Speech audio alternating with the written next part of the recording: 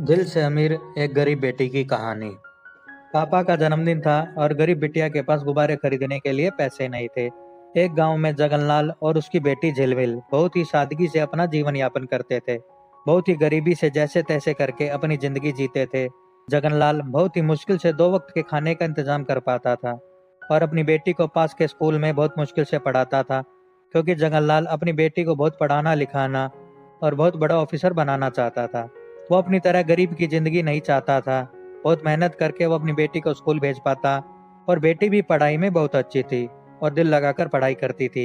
एक दिन झिलमिल अपने स्कूल गई तो उसकी मैडम सबसे पूछ रही थी कि अपने अपने पापा के जन्मदिन की तारीख बताओ। तो सबने अपने पापा के जन्मदिन की तारीख बताई, पर झिलमिल को पता नहीं था कि उसके पापा का जन्मदिन कब है। स्कूल की छुट्टी होने के बाद झिलमिल घर आके अपने पापा से पूछा तो जगनलाल ने झिलमिल को अपने जन्मदिन की तारीख बताई।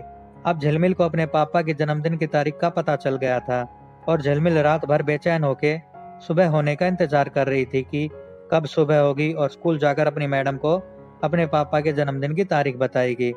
जैसे तैसे करके सुबह हो गई और झिलमिल के पापा जगनलाल झिलमिल को उठाए और झिलमिल को तैयार करके स्कूल छोड़ आए। झिलमिल स्कूल प्रार्थना के बाद अपनी कक्षा में गई और बेसब्री से मैडम का इंतजार कर रही थी। थोड़ी देर बाद मैडम आ गई और झिलमिल ने सबसे पहले अपनी मैडम को अपने पापा के जन्मदिन की तारीख बताई। फिर मैडम ने कहा, झिलमिल तुम्हारे पापा के जन्मदिन की तारीख तो आज है, तुम्हारे पापा का जन्मदिन आज है। तो फिर झिलमिल ने बड़ी ही मासूमियत और प्यार से पूछा, मैडम जन्मदिन में क्या करते हैं? तो फिर झिलमिल की मैडम ने बताया कि झिलमिल जन्मदिन के दिन घर को सजाया जाता है और केक काटा जाता है, मिठाई बांटी जाती है। फिर झिलमिल बोली, मैडम मुझे समझ में आ गया, और बोली मैं भी अपने पापा का जन्मदिन मनाऊंगी घर जाकर।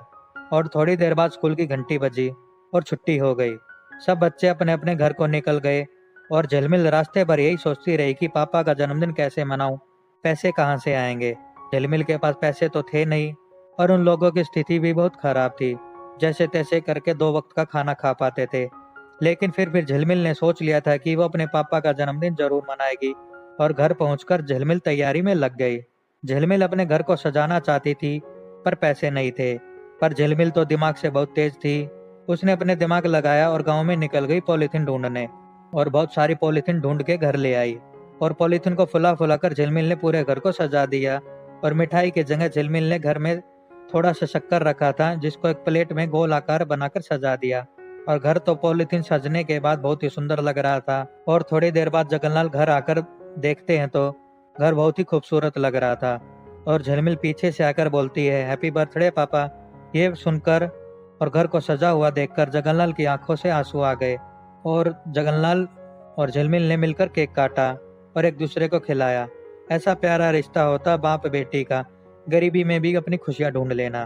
तो दोस्तों, इस कहानी से हमें यही शिक्षा मिलती है कि छोटी छोटी खुशियां ही जीवन होती हैं, जिसमें अपनों का प्यार और खुशियों का ख्याल रखना होता है। तो दोस्तों, मैं उम्मीद करता हूँ कि आपको यह कहानी अच्छी लगी होगी। मैं कमेंट करके जरूर बताएं और वीडियो को लाइक करें और चैनल को सब्सक्राइब करना मत भूलिएगा। धन्यवाद।